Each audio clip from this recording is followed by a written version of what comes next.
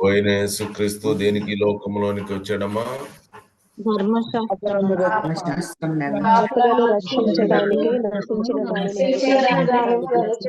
నశించిన వారిని వెదకి రక్షించటానికి,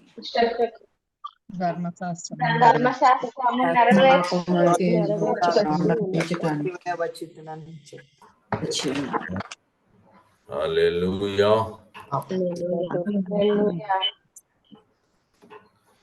అలాగుననే మన ప్రభు అయిన యేసుక్రీస్తు లోకంలోనికి రావడానికి కారణాల్లో ఇంకొక కారణము,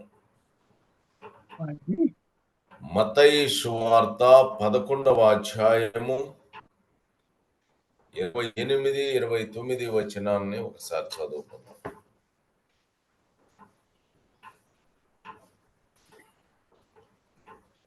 ప్రయాసపడి భారము మోసుకొనుచున్న సమస్తమైన వారలారా నా యొద్దకు రండి, నేను మీకు విశ్రాంతి కలగజేస్తాను.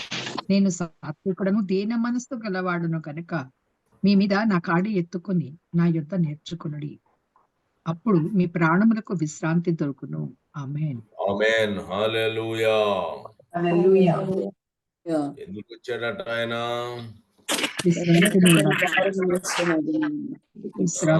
ప్రయాసపడి భారము మోసుకొనుచున్న సమస్త జనులారా. కాబట్టి ప్రజలందరూ కూడా ప్రయాసము పడుతున్నారు, భారములు మోసుకుంటున్నారు. కాబట్టి ఈ ప్రయాస, ఈ భారము, ఇవన్నీ కూడా లేకుండా చేయటానికి తండ్రి అయిన దేవుడు ఆయనను ఈ లోకంలోనికి పంపాడు. కాబట్టి ఈ ప్రయాస, ఈ భారము, ఇవన్నీ కూడా లేకుండా మనకు విశ్రాంతి అనేటువంటిది కలగజేయటం కోసంగా ఆయన ప్రియ కుమారుడైన యేసుక్రీస్తుని లోకంలోనికి పంపాడు. ఇది దీని గురించినటువంటి విషయము మనము తెలుసుకోవాలి. ఆదికాండము 3వ అధ్యాయము 17వ వచనాన్ని మనము చదువుకున్నట్టయితే, ఆయన ఆదామును చూచి, నీవు నీ భార్య మాట విని తినవద్దని నేను నీకు ఆజ్ఞాపించిన వృక్ష ఫలము తింటివి గనుక నీ నిమిత్తము నేల శపింపబడి ఉన్నది.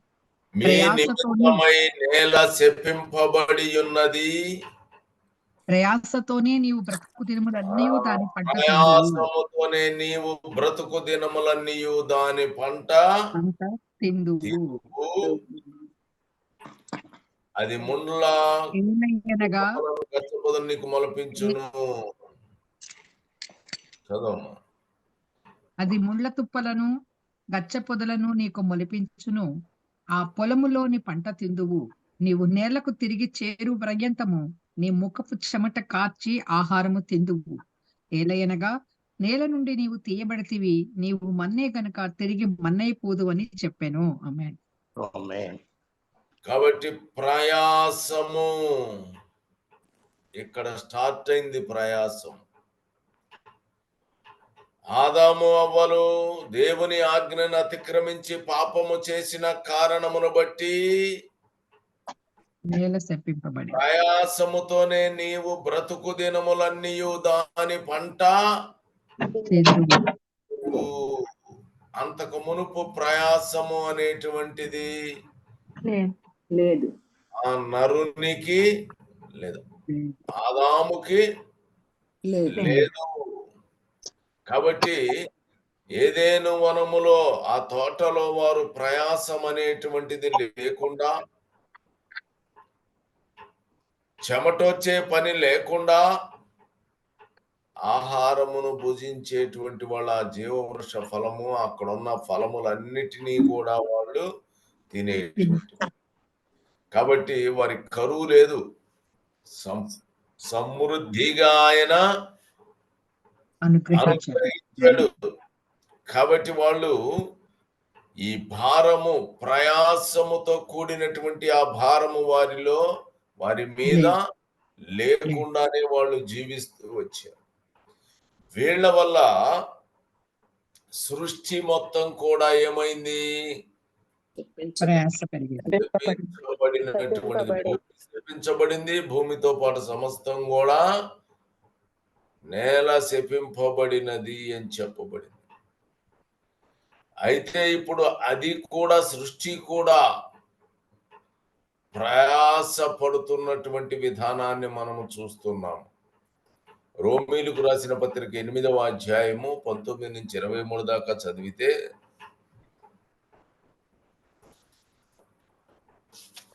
దేవుని కుమారుల ప్రత్యక్షత కొరకు సృష్టి మిగుల ఆశతో తేరి చూచుచు కనిపెట్టుచున్నది. ఏలయనగా సృష్టి క్షయాధీన దాస్యములో నుండి విడిపింపబడి దేవుని పిల్లలు పొందబోవు మహిమగల స్వాతంత్రము పొందుదునను నిరీక్షణ కలదై స్వేచ్ఛగా కాక దాన్ని లోపరిచిన వాని మూలముగా మాయకు లోపరచబడెను. సృష్టి యావత్తు ఇదివరకే ఏకగ్రీవముగా మూలుగుచూ ప్రసవేదన పడుచున్నదని ఎరుగుదుము. ఆమేన్. సృష్టి యావత్తు ఇది వరకు ఏకగ్రీవముగా మూలుచు ప్రసవ వేదన పడుచున్నదని కాబట్టి ఈ వేదన అనేటువంటిది, ప్రసవ వేదన అనేది, ప్రయాస అనేటువంటిది, ఇవన్నీ కూడా సృష్టి కూడా నేల శపించబడింది. సృష్టి యావత్తు కూడా ఒక విడుదల కోసము కనిపెట్టుకొని ఉంది. సృష్టి క్షయాధీన దాస్యములో నుండి విడిపింపబడి దేవుని పిల్లలు పొందబో మహిమగల స్వాతంత్ర్యము పొందుదునను నిరీక్షణ కలిగినటువంటిదై స్వేచ్ఛగా కాక కాబట్టి పరిస్థితి వాని మూలముగా చూచు ఉన్నది. సృష్టి యావత్తు ఎదురు చూస్తుంది. ఎవరి కొరకు? దేవుని పిల్లల పిల్లలు పొందబోయే ఆ మహిమగల స్వాతంత్రము కొరకు. అక్కడ ఆదాము ప్రయాసతో దాని పంట పాపము చేసిన కారణమును బట్టి ప్రయాస అనేటువంటిది వచ్చింది. నేల శపించబడింది. ఇప్పుడు మరలా దేవుని కుమారులుగా ప్రత్యక్షత అనేటువంటిది కలిగినప్పుడు దేవుడు మన ప్రభు అయిన యేసు క్రీస్తు ద్వారా మనము మరలా దేవుని పిల్లలుగా అయినప్పుడు అప్పుడు దీనికి ఈ మాయ అనేది తొలగిపోయినటువంటిదిగా, లేకపోతే ఒక దాస్యములో నుంచి క్షయాధీనమైన నశించిపోయేటువంటి దాస్యములో నుంచి ఈ సృష్టి విడిపింపబడుతుంది. అంటే ఆ భారము అనేటువంటిది, ఆ ప్రయాసతో కూడిన భారాన్ని ఇప్పుడు అది మోస్తుంది. కాబట్టి దేవుని పిల్లల కొరకు ఎదురు చూస్తూ ఉంది. దేవునికి మహిమ కలుగునుగాక.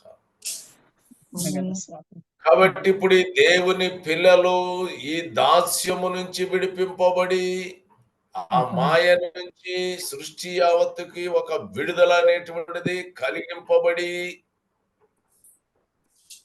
ఉండాలంటే మనమందరం కూడా మన ప్రభు అయిన యేసు క్రీస్తు ద్వారా ఆ యొక్క విడుదల అనేటువంటిది పొందినటువంటి వారంగా దేవుని పిల్లలుగా మనం మార్చబడవలసిన వాడు ఉన్నాం. కాబట్టి ఇప్పుడు మనుషులు సృష్టి ఆ భారం మోసుకుంటుంది. మనుషుల ఆదాము నుంచి వచ్చిన ప్రతి మనుషుడు కూడా భారాన్ని, ప్రయాసను అనుభవిస్తూనే వస్తున్నారు. రకరకాలైనటువంటి భారాలు మోస్తున్నారు. కొందరైతే కరువు అనేటువంటి భారాన్ని మోస్తున్నారు. ఆదికాండం 12వ అధ్యాయము 10వ వచనములో చదివినట్టయితే అప్పుడు ఆ దేశంలో కరువు వచ్చెను. ఆ దేశంలో కరువు భారముగా ఉన్నందున అబ్రహాము దేశంలో కరువు ఎలా ఉంది? భారముగా ఉంది. కాబట్టి ప్రయాసపడి భారము మోసుకొనుచున్న వారలారా, కాబట్టి సృష్టి మొత్తం కూడా దాస్యమునకు లోబడిపోయింది. కాబట్టి అది స్వేచ్ఛగా నీకు ఆ ఏదెను తోటలో ఇచ్చినట్టుగా ఫలవృక్షములు ఫలించలేదు. ఇక్కడ నీవు శ్రమపడి కష్టపడి పనిచేసి చెమటోరిస్తేనే తప్ప నీకు ఆహారం లేదు. ఆహారము లభించదు. కాబట్టి ఇప్పుడు అది ప్రొడ్యూస్ చేయలేకపోతుంది. కాబట్టి ఇప్పుడు నీకు కరువు అనేటువంటిది వస్తూ ఉంది. కాబట్టి కరువు భారము మహాభారముగా ఉంది. కరువు రావడానికి కారణము నేల శపించబడిన ఆదాము చేసినటువంటి పాపమును బట్టి, ఆదాము అవ్వలు చేసిన పాపమును బట్టి నేల శపించబడటం వలన, అది కూడా మాయకు లోబడినందువలన, అది కూడా విడుదల లేకుండా ఉండటం వలన, అది కూడా స్వేచ్ఛ అనేది దానికి లేకపోవటం వలన, అది కూడా ప్రయాసతో భారము మోస్తూ ఉన్నది. కాబట్టి దానికి భారము ప్రయాస పోవాలంటే దేవుని పిల్లలు ప్రత్యక్షం అవ్వాలి. దేవుని పిల్లలు పొందబోయే స్వాతంత్రం, ఆ స్వాతంత్ర్యము కలిగే మహిమతో కూడిన ఆ స్వాతంత్ర్యం వచ్చినప్పుడు అప్పుడు దానికి కూడా ఒక దాస్యం నుంచి, అది కూడా ఆ కరువు నుంచి బయటకి వస్తుంది. దేవునికి మహిమ కలుగును గాక. కాబట్టి శపింపబడినటువంటి నేల నుంచి ఫలము లేకపోవటం వలన కరువు భారముగా ఉంది. ప్రయాసపడి భారము మోసుకొనుచున్న వారలారా. కాబట్టి శరీర సంబంధంగా కరువు భారముగా ఉంది, ప్రయాసతో కూడినటువంటి. తర్వాత ఆదికాండం 18వ అధ్యాయం 20వ వచనాన్ని చదివితే అక్కడ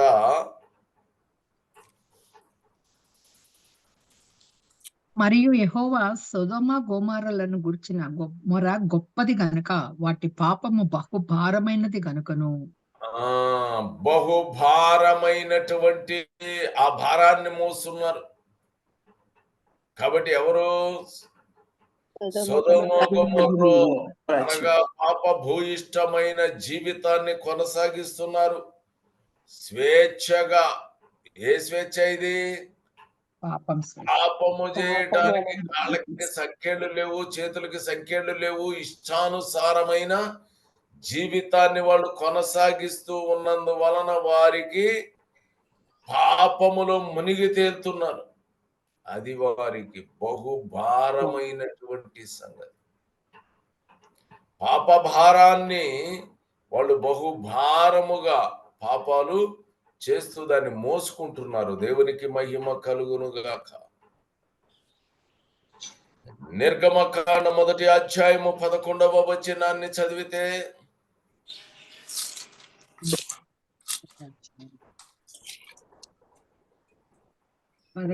కాబట్టి వారి మీద పెట్టిన భారములలో వారిని శ్రమ పెట్టుటకు వెట్టి పనులు చేయించు అధికారులను వారి మీద నియమింపగా చేయిస్తూ శ్రమ కలుగజేసినప్పుడు కలిగేటువంటి భారం. కాబట్టి బహుభారముగా ఉంటుంది. ఆ వెట్టి చాకిరీ చేస్తున్నప్పుడు, శ్రమని అనుభవిస్తున్నప్పుడు అది ఒక రకమైన భారం. గమనించండి క్రీస్తునందు ప్రియ సహోదరి సహోదరులారా, కరువు కలిగినప్పుడు భారముగా ఉంటుంది. చాలా భారం, ప్రయాస.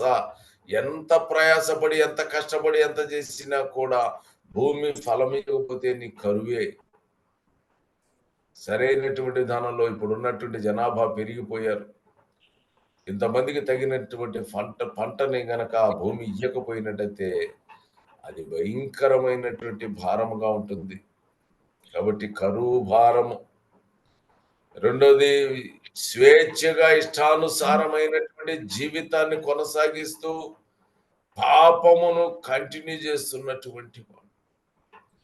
ఆ పాపము అనేటువంటిది దేవుని దృష్టిలో అది ఒక భారముగా కనబడుతుంది.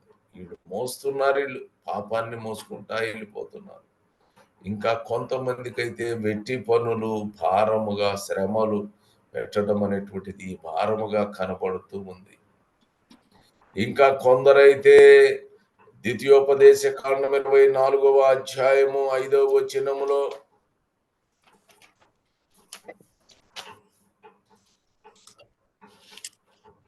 ఒకడు కొత్తగా ఒక దాన్ని అదేనంటే ఒకడు కొత్తగా ఒక దాన్ని పెళ్లి చేసుకుని సేవలో చేరిపోకూడదు. అతని పైన ఏ వ్యాపార భారమును మోపకూడదు. ఏడాది వరకు కాబట్టి తీరికగా అతడు వ్యాపార భారము, ఇక కొంతమంది అయితే వ్యాపారము చేస్తున్నారు కానీ వారికి ఏమాత్రం కూడా లాభము లేదు లేదు, కలగడం లేదు. వారు ఆ భారాన్ని భరిస్తూ ఉన్నారు. చివరికి సంఖ్యాకాండం 11:17 ఈ జనుల భారము అని రాయబడింది. చివరికి జనులు 11:17 భారముగా కనబడుతూ ఉన్నారు. వాళ్ళ సమస్యలన్నిటి వలన అక్కడ ఈ జనుల భారమును నీవు ఒంటిగా మోయకూడదు. కాబట్టి అతను మోయాల్సిన పరిస్థితి అక్కడ కలుగుతా ఉంది. దేవునికి మహిమ కలుగునుగాక.